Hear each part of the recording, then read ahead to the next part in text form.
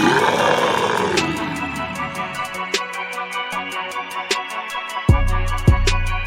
right, guys, episode 10 of the Bmoney Beastin podcast. We are here with the original Scramble King himself, Brandon Bruner. What's up, man? Not much, man. Well, how are y'all doing? How are you, Bryson? I'm good. How are you? I'm great, man. Happy to be on here with you guys. Y'all know I'm not maybe not your biggest fan, but I'm in the club. I'm in the biggest fan club. Always have been. Love what y'all are doing with B&B, and always been a fan of Bryson's wrestling. Dude, with the and we'll just bring it up in the beginning before we get going. You're one of our sponsors with Wave 2. We're going to drop Wave 2. We've kind of determined probably in the first part of 25, and we're still working on artwork and stuff. You got the Scramble King character. We'll move his head. Everybody can see it there. Yeah, right there in the corner. Dude, that thing is sweet. That thing is very cool. Talking about me? Do the people know who does your art? Quantal, yeah, we talk about it. Yeah, Quantal. Cool, man. He is the best, dude. All of these are beautiful. Dude, yeah, if you look behind in the back there's a new girl character that we just released yesterday. Collie. He named her Collie.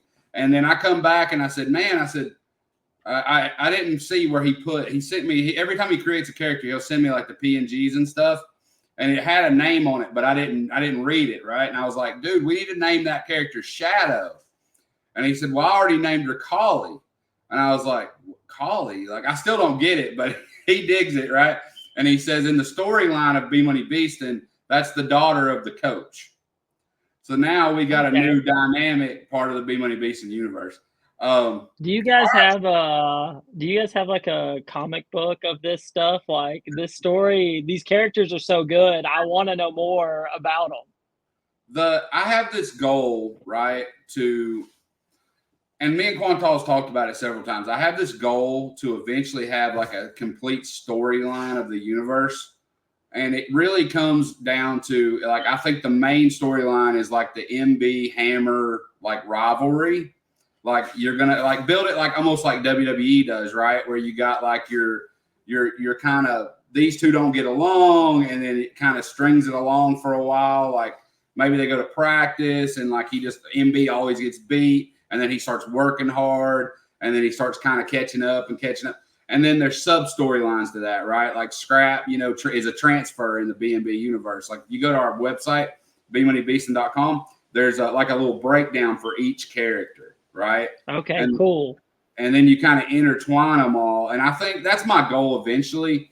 I don't know about a comic book. I really want an animated series. I think that's what I want to do with that.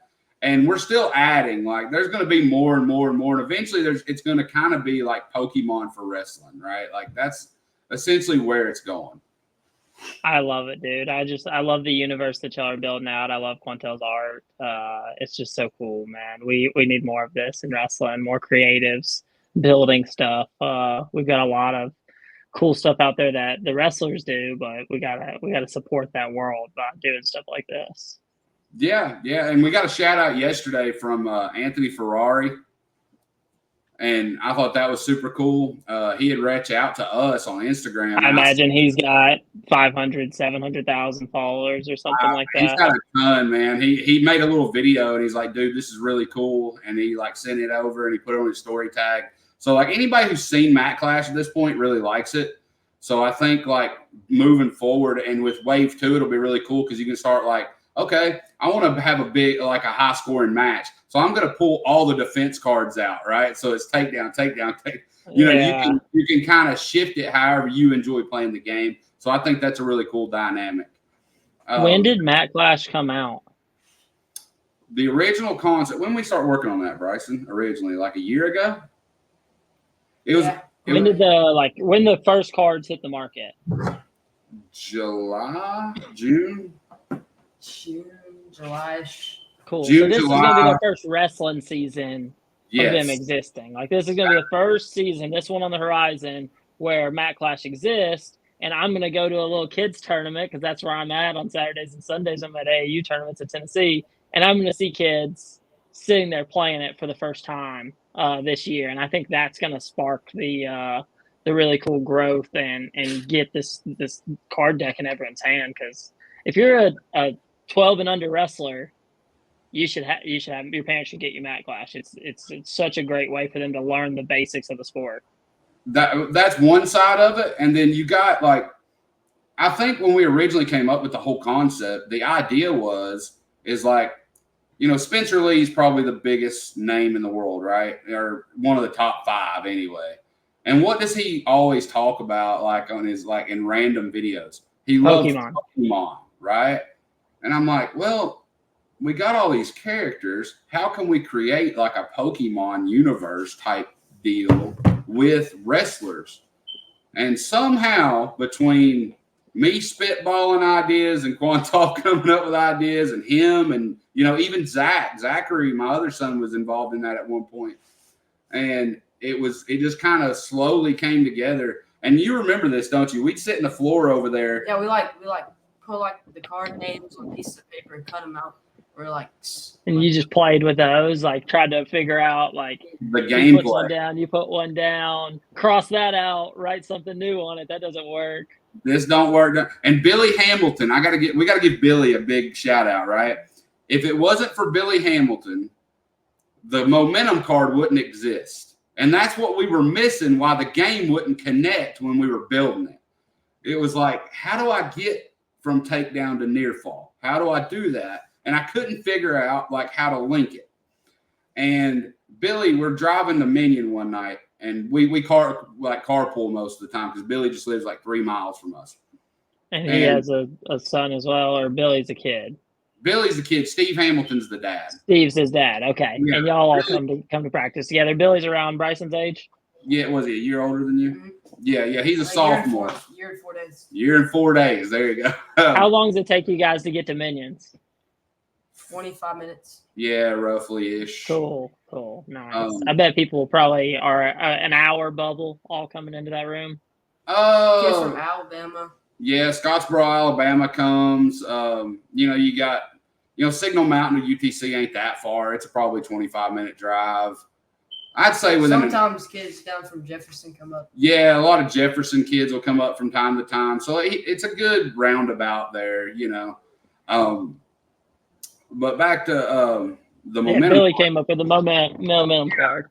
Yeah, this is really interesting. We're going down the road, and I was kind of talking about it, and he goes, dude, I play Monopoly Go. And I was like, well, that's pretty cool. What is that? And he goes, you ever think about a skip card?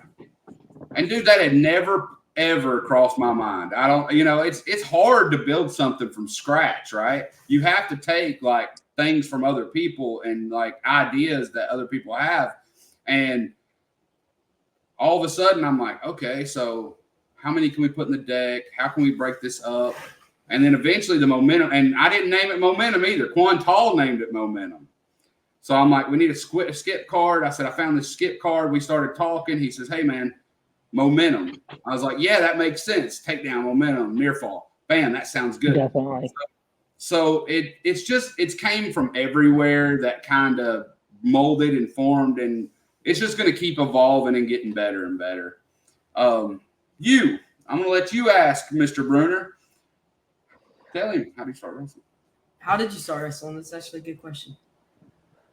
I believe I went to, at about 5 years old, I went to a jiu-jitsu gym first. I think that my 5-year-old year, there was a jiu-jitsu gym really close to my house. We could have walked there from my house. There was a guy who, go ahead. So you were just wrestling. You were just doing jiu-jitsu, or you just wrestling in the jiu-jitsu gym? This year, my 5-year-old year, I do a however long a jiu-jitsu. I don't know. I barely remember, but I can remember going to that gym and kind of liking it. But the kids in there knew what they were doing. I got beat up a good bit is the story I've been told from going into that room. And then a year after that, when I'm 6, my dad had found out about the local wrestling program, and it was kind of I'm 29. I was born in 95. So my generation, what in Tennessee and in the South, I'm sure that's more the case down here than it was in the North. We had wrestling programs in small towns because wrestling helps football. That's why wrestling, that's the only reason it even existed. You had football coaches who were this will help football. So the Tullahoma football program would let us use their field house locker room area. They had some mats in there, and they would let this Tullahoma Wrestling Club do their club in there. And my dad was like, "This is going to help with football. You go to wrestling." So 6-year-old year, I start in an AAU program, Tullahoma Takedown Club, which is still running there in Tullahoma. From there, growing up, let's backtrack just a little bit. Did you play other sports when you were young? Yeah, baseball, football, wrestling. Did all three of those. Had that 1 year of like semi jiu-jitsu, whatever we were doing in there. I mean, that was like, 2001 small town, Middle Tennessee martial arts. I don't even know if you could call what we were doing jiu-jitsu, there was just some martial arts practice or whatever. But I played baseball and I played football and I wrestled. So I kind of had that spring, fall, winter covered up with all the normal sports. When and how did you get to Baylor? Many years later, Tullahoma is an hour north of Baylor. So 60 miles up 24 plus, getting off interstate and getting on interstate, that kind of stuff. It's probably like 70 miles from my house in Tullahoma that I grew up in, or the houses that I lived in there to Baylor.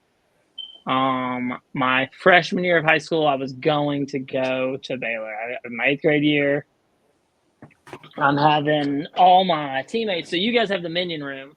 When I was Bryson's age, Bryson's a freshman this year? Yeah, 15. My birthday was yesterday. Okay. Oh, happy birthday, dude. I hate that I didn't get you yesterday, dude. Got his learners, too. He scared me to death driving. You said he drove you earlier, right? Dude, yeah. You think you're a good driver, Bryson? No. I'm not bad. I'm pretty good. It's easy. When you're going straight and you keep going drifting. That's because of your freaking car. Dude. It keeps like, and I'll hold it like this, both hands, and then I'll be watching the road, and then he says, "I know where you're drifting," and I'm going straight. So maybe you're just crazy. Maybe I'm crazy. You gotta focus and go slow while you're learning. It'd be my advice. Same thing I tell the little kids wrestling. But yeah, so I'm around Bryson's age, and in the years before that, like I said, y'all had Minion Club is what you've had for your middle school years. There was the Chattanooga Wrestling Club. It was in the UTC Wrestling Room. It was ran by UTC Wrestling staff, kind of like what you guys have today.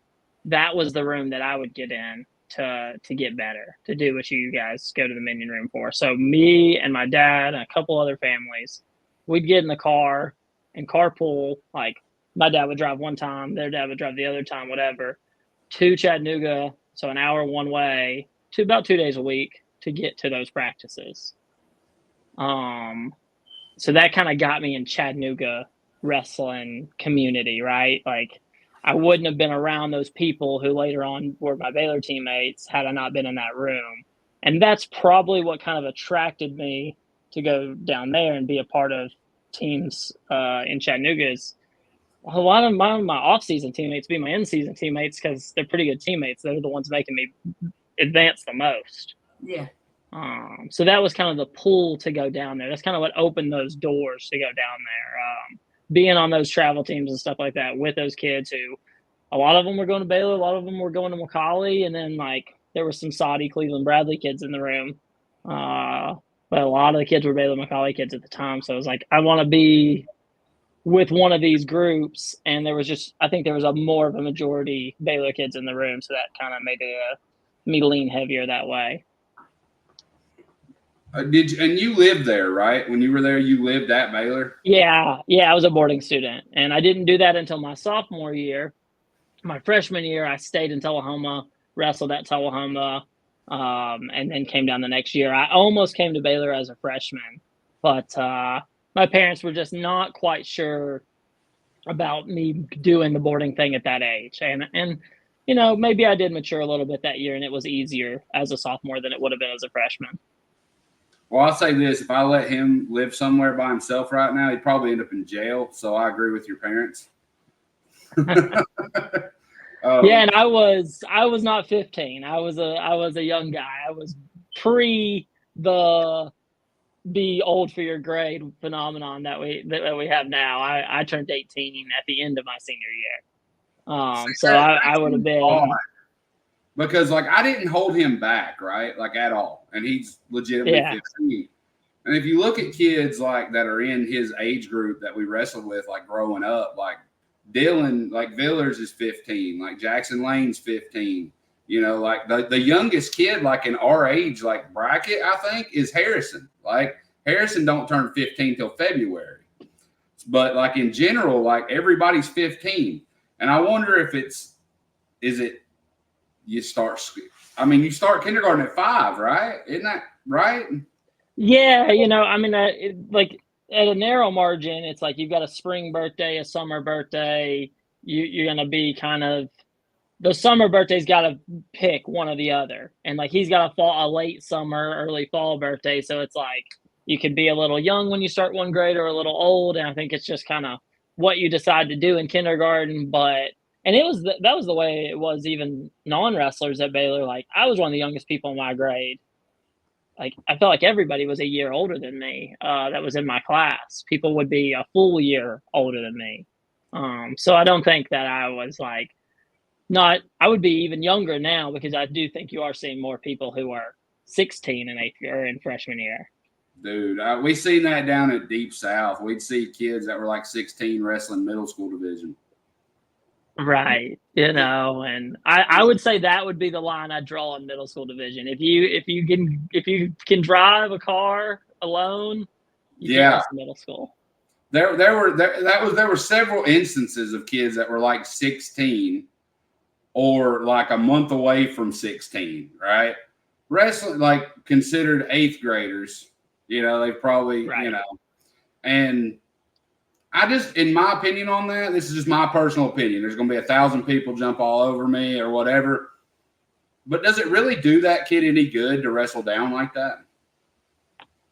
Yeah, I don't know. I mean, probably not. If you're in that situation where you are, I mean, I guess you get to work on your offense, right? Because you should be able to get to some offense in those matches. And, that's something that I'm always looking at is like putting yourself in these different situations when you're at least in a practice setting, not at tournaments, but you could do it at a tournament where like you do want to wrestle with somebody who you're ahead of. You want to wrestle with someone that you're stronger than, and then you want to get other reps with someone that is better than you, someone that's stronger than you. You want to find not only those people that are one guy that's faster, one guy that's stronger, one guy that's better, but you also want to wrestle those guys that you're ahead of because you're helping them, but also you get to hit your offense.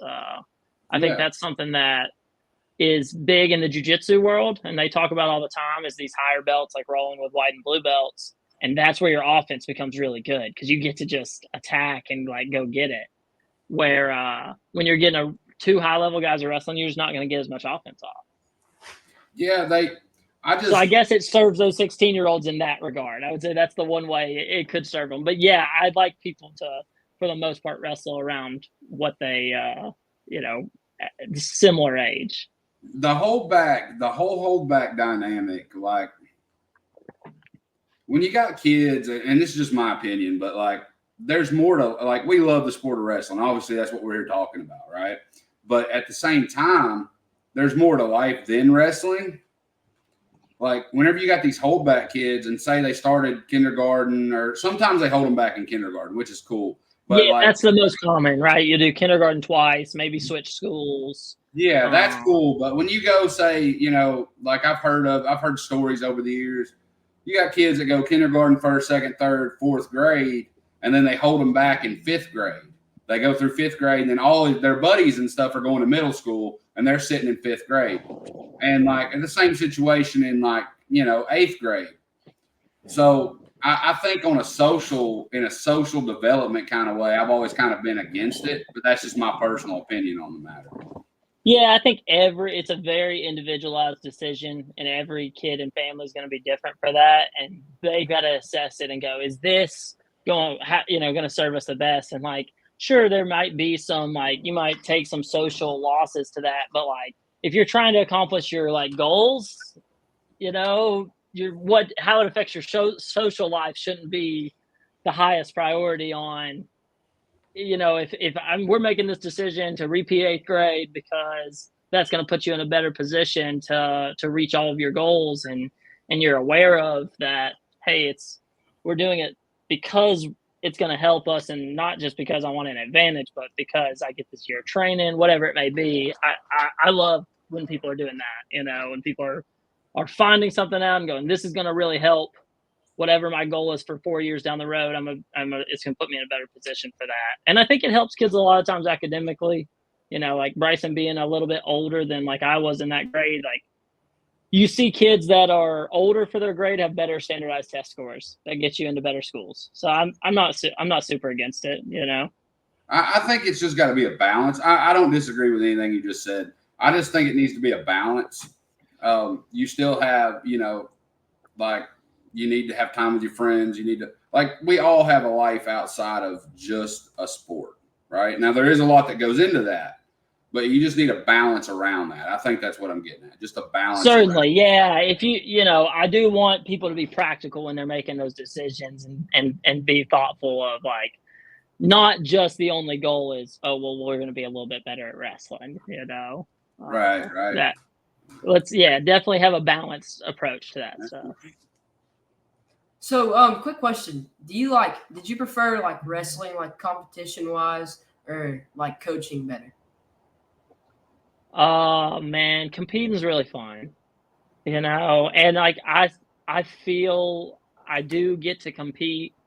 Like, as a coach, it's still really fun. Both things were super fun for me. I think I'm just like, I love the sport a lot. I like being around it. So it's kind of hard to say I like this one more than the other, but I still get out there and roll around a lot, and I get on the jiu-jitsu mats and roll on those a lot, because grappling is as fun as coaching is, and I really, really love coaching. It's fulfilling in some of the same ways, in some different ways. Just being able to have that experience of, like, getting out on the mat and scrapping with somebody else, like, that's irreplaceable. That's like the most fun thing there is. And I'm always kind of pushing that to my kids that are the ones that I coach. Some of them take their competition, they get all this anxiety about competing, and I'm like, man, that's the fun part. Like, how is this the part you're stressed out about? This should be the part that you enjoy. So I guess I lean a little bit towards the actually wrestling part, but man, I do really love coaching, and I think I kind of always knew I wanted to coach.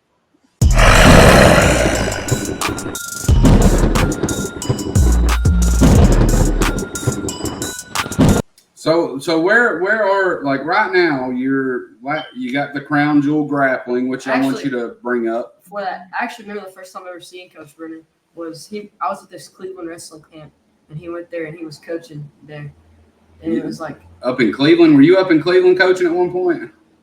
I'm sure I popped in the room. Is that the first time you met Brandon?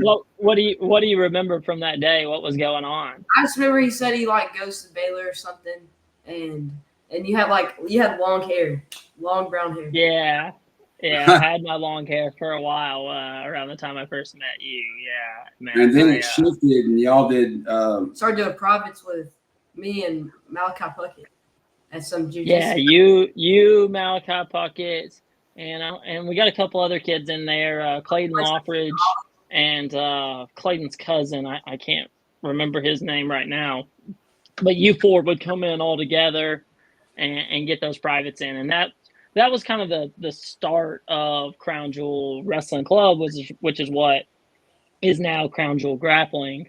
So we had our gym there in Chattanooga. My business partner Elijah Carlton and I, who, shout out Elijah Carlton, he had Southside Jiu-Jitsu Club downtown Chattanooga. Next week he is opening Chattanooga Kazushi Club in right across the state line, the Costco exit there in Chattanooga in the Fort O side. Yeah. Our house studio. Is it in that little complex where, like, the volleyball and all that is? There's this place, Our House Studios, right there. Oh, okay, yeah, we know. Yeah. Chet, so he's working with them. He's working with the lady that owns that fitness studio place. They do some CrossFit in there. They've got a doctor in there that does some cupping and some rehab stuff. They do all kinds of different training in there. They got some striking in there, but he's popping open the jiu-jitsu gym in there. We're really excited to get that back open. Elijah is one of the best grappling minds, wrestling, jiu-jitsu. I've kind of morphed those two things into grappling in my life. Like, those two things are just one thing. and they're just sex under it. So Elijah is like one of the best grappling minds in the state of Tennessee. He's still actively competing at the highest level. Like if we had a wrestler in Tennessee who was, I guess one of the closest things we have to it is Sean, right? Who like is that closely removed or is currently competing and trying to be the number one guy in the world at their weight class.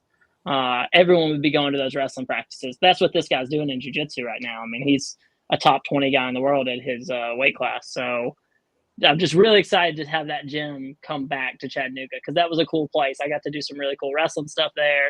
A lot of people got better at jiu-jitsu. That was where Crown Jewel Grappling was born. And now that's reopened there in Chattanooga. Next week, people will be able to get in there. Mats are actually being delivered tonight. Our house is really cool. Her name's Christy Chapman, I do believe. Cool. Years ago, we him and your brother, right? He passed away sadly. Chet Blaylock. I don't know if you ever heard that name. Yeah, he ran that gym for a while. Yeah, out of our house, and we spent like a summer in there. Like he'd go to wrestling practice, and then on days we didn't have wrestling practice, he'd go do these kickboxing workouts. I had fun with it. And it was pretty cool. Like it wasn't good for Zach though. No. Because you just used your kicks on your brother. No. Zachary, and should I tell you about the kid at school, right? Go ahead. Zachary learned how to like rear naked choke because school and these kids like tried to like beat him up or something, and he choked all of them out. It sounds like it was good for him then if they were trying to choke him out. Like I'm not for like being a bully, but I am for kids being unbullyable because they've trained in wrestling or jiu-jitsu. These kids brought it and they found out. The bad part was he was in 4th grade and this one kid, they couldn't get his hands off of him, and the kid almost started turning purple. Like it was bad. Like he wouldn't let go. Yeah, it's certainly good to have an understanding of like what's safe and what's not safe with that stuff. But like, it is good for kids to know how to protect themselves. That's something I love. If I had it my way, if I could sit down with Billy, governor of Tennessee today, I would be saying the same thing that I'm always saying to everyone else: is we need more wrestling. Kids need grappling. Kids need combat sports. Kids need to be either wrestling, do jiu-jitsu. I really like kids to do both. We need that as part of curriculum as much as we possibly can. They're doing that in some other countries where at school, that's just something that kids do. Boys and girls, they learn how to grapple because it just changes your interaction with stuff like that. It makes you more aware of, okay, if I'm going to fight someone, it's actually going to be like this. Like what someone thinks fighting's like and what fighting's actually like are two very different things. Recently, I talked to a guy messaged in to the Bmoney Beastin Instagram, and I don't know this guy. We got him scheduled to jump on the podcast with us. Nice guy. He's from New York. He has like a kind of a mindset type thing he does. He was mentioning that in his town, they still do wrestling in PE class. They should. They should do it everywhere in PE class. I found that really interesting considering like what year it is and how that kind of went away like years and years ago in most. And that areas. was a thing that did happen in the past, right? Like people your age, it was much more common for them to have wrestling in their PE class. Not even when I was in school. I'm 36, and not even when I was in school. Like, I guess things started to kindly get soft like around the time I hit like 7th grade. Like It seemed like, like when I was in elementary school, like the principals could still paddle you or whatever. Like I remember that. Yeah, that was a big thing. Yeah, my principal could, and you knew that they could, so you tried not to get in trouble. Right. So like it was just a different era, and like now that happened. That it's real, yeah. And kids get paddled by like they had like I never did. I was a good kid. Yeah, I never got paddled either. But granted, I probably should have a couple of times. But my mother was like, "Hey, if he needs it, call me. I'll be up here." And one time I like threw a rock or something at some little girl, and they took me to I was in like 3rd grade, and they took me to like the principal's office or whatever. And he pulls out this paddle. It's about, I don't know, 1.5 feet long, and it's about that thick, and it had holes drilled in it. And I was scared to death, dude. I about peed on myself, and I was like, you need to call my mom. You need to call my mom. Damn, I should have let him whoop my ass because my mom got up there and she wore me out with that thing. with the powder that the principal had. Yeah, if he would have just popped, with the prattle the principal had. If he would have just, he would have popped me once. She beat me half to death with it. So yeah, like different time for sure. And I don't know about that stuff. I'm not a psychologist. I can't say if that's good or bad, but I can say for sure that kids being in a wrestling practice and kids being, put into that situation is good. I certainly believe that that's good for them. I think wrestling's good for people as a whole. I think grappling's good for people as a whole. I know it's good for me. I know it's been very powerful for me in my life, and it's still really powerful for me. Like, if I didn't get to go into the gym and get some rolls in, like, my stress levels would be increased. It really helps me to just have a more relaxed life and really enjoy an exercise that is just super fun to do.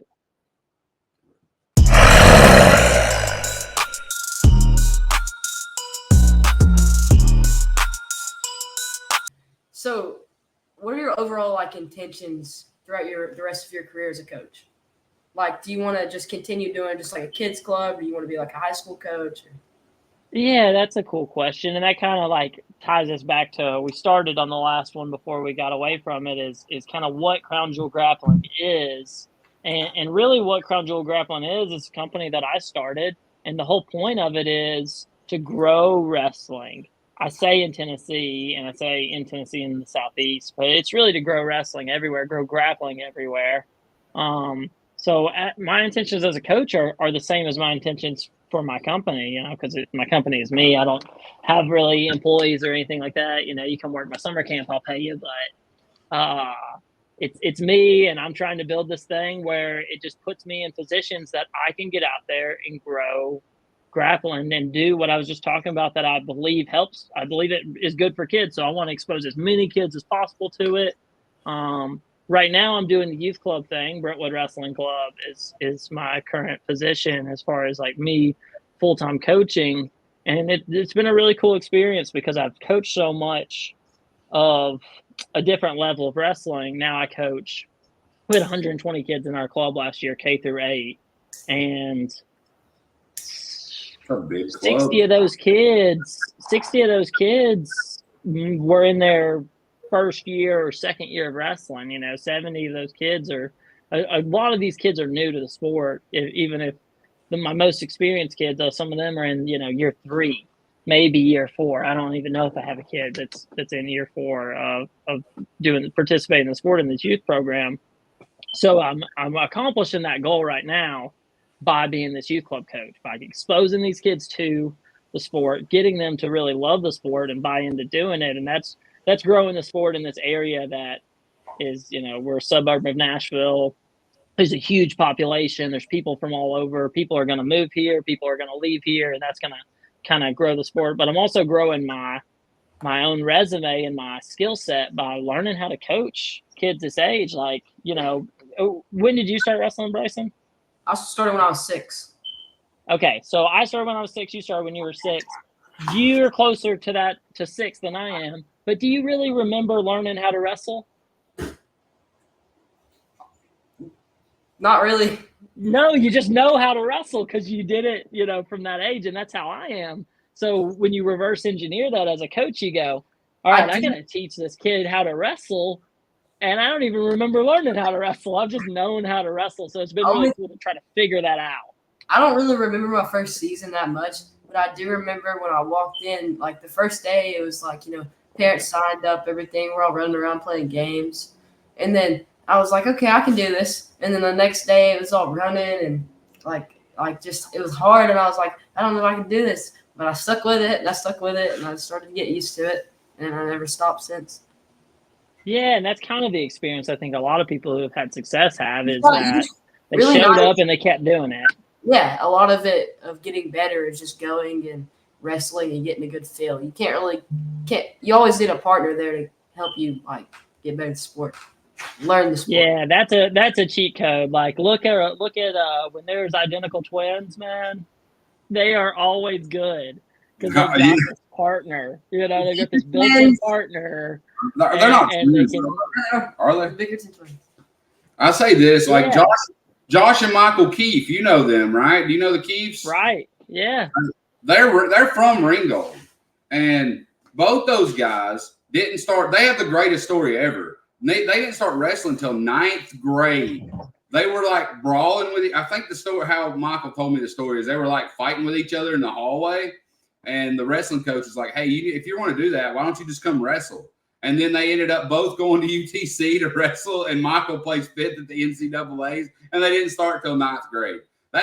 I want to know one day if I could find out if that's the only guy that ever started wrestling in high school and placed at the NCAA's, because that's a crazy story to me. Yeah, and it's that like pressure cooker of having that twin, like having that built-in partner who they start at the same time, they're on the same exact level, and they push each other so hard because you don't have an excuse. There's no like his arms are longer than mine, he's bigger than me. Like, you're the same. You know, you got a partner that who matches up with you better than anybody? Dominic. Who's that? Dominic Cordero. He's a good partner for me. Like, we wrestled last night and it was fun. It was like, it's super competitive with us, but at the same time, we're good friends. So like, yeah, we'll be drilling and stuff. We talk a little bit like about life and everything. But when we start going live, it's like we're not friends anymore. We're wrestling partners. So like, we have a good relationship outside of wrestling, but you know, we wrestle a lot and it gets competitive, which is fun too. Competing is super fun. I like competing. I like playing cards against my friend. I like playing tic-tac-toe against my friend. I like playing anything with my friends. So getting to compete with someone who's a worthy opponent, it's just super fun. And that's cool that you have somebody who you two are pushing each other, because that's the secret sauce, man. It's like a good instruction and two good wrestlers is literally all you need to get significantly better. And we're getting at this point, like, you spent what, 5-6 years with Pitts, right? And Matt was like, and he still is like, he's going to a grindhouse camp tomorrow, right? Like, Matt's still a big staple here in Chattanooga area. But when Sean came around, it seemed like he drew like you were saying, like this 100-mile like radius dynamic. And dude, at any given time you walk in there, Gabe's in there a lot, right? Now that he lives in Chattanooga, going to Baylor, and like there's which is pretty exciting. Gabe Swan at Baylor is pretty exciting. If you're not a Baylor person, it's not exciting at all. But if I just love the kid. It's exciting. Yeah, you guys, it's great. You got a good partner local. Just love the kid, man. He's a good kid. Gabe's always been somebody you root for. I always, the last thing I'll talk about on that was I just never, to me, it was odd that a kid would leave like his school like as a junior. But I guess for these next 2 years, it's really going to be good for him for all opportunities he's going to have. Yeah, so, I think we've seen that a handful of times the past in my time watching Baylor's program. You see freshmen and sophomore come, very few seniors, but we've had a few juniors, and it's like you're pretty mature at that point. And that's just that schedule that Baylor puts out is really attractive to a wrestler of Gabe's quality. Like he wants to be at Ironman, he wants to be at all these tournaments that they're at, these dual tournaments that they're at. He wants to be at Prep Nationals. It's just a really cool mixed bag of stuff to do. Getting on that schedule, it's kind of hard to turn that down. It's hard for a lot of schools to be able to offer the quality schedule that Baylor does for a kid. Yeah, man. We're fans. We like Rex. He's a good guy. Just didn't work out for us, but we're good with it. Dude, I want to, while we're closing up here, I just want to say, man, I appreciate you giving us some time today. I appreciate you sponsoring Wave 2, jumping in with us on Matt Clash. Dude, we're always here for you if you ever need anything. At some point, if you'd ever be interested, man, maybe we get together, maybe set up a camp or something, like a Bmoney Beastin youth camp or something like that. I've had several ideas, even doing like a kids duel, like having Team Scrap and Team MB and things like that. So there's a lot of ideas flowing through our heads with what to do with Bmoney Beastin. But I'm glad you're involved, man. And when we're closing up, what is your final thoughts here? What do you think of Matt Clash? You've played it. You've had your hands on it. What's your thoughts? I really like Matt Clash. I rave about it constantly. I'm really excited for this year. So my personal, like, how Matt Clash impacts my life is like what we talked about earlier. I'm a youth wrestling coach. I coach kids from K through 8th grade. I need something like this to share with these kids to get them more excited about wrestling, to get them to understand, like, you get 3 points for a takedown, you get 2 points for a reversal. You can't get, you got to be on bottom to get a reversal. You got to be on top to turn a guy. I just being able to give this tool that excites kids to the kids that I coach is just awesome. Like, that just like is going to help me as a coach get buy-in from these kids and also help them as kids learn about the sport. So I love Matt Clash. I couldn't be a bigger fan of it. I was thrilled and happy to be a sponsor I love the Scramble Keaton card and how that's going to impact the gameplay. I love the artwork on it because he's done a lot of my art in the past for a reason. The Crown Jewel Grappling logo is a Quantel art piece. He made that logo. So he's done like we're just on the same page on that stuff. He's done like so many schools in the area, like rebranded them and things. Like, he is an amazing, shout out Quantal Langford. He's part of like the other half of Bmoney Beastin. Like, he's the other half, and we collaborate a lot. He does some awesome stuff, man. Brandon, appreciate it, dude. Thank you for your time. We got to learn, kind of how you got started and how you ended up at Baylor. Very fun. And know more about you, even though we kind of had a pretty good idea, but now we kind of filled in some holes. Yeah. If you ever need us for anything, man, you know how to find us. And we're looking forward to 2025 to get that Scramble King card, in the decks and playable. I can't wait to see it out there, man. And next time I'm down there, we'll try to get together. I'd love to get back on the match with Bryson and keep tuning up things like we've always been doing. Yeah, man, it sounds good, dude. All right, man. Episode 10 in the books.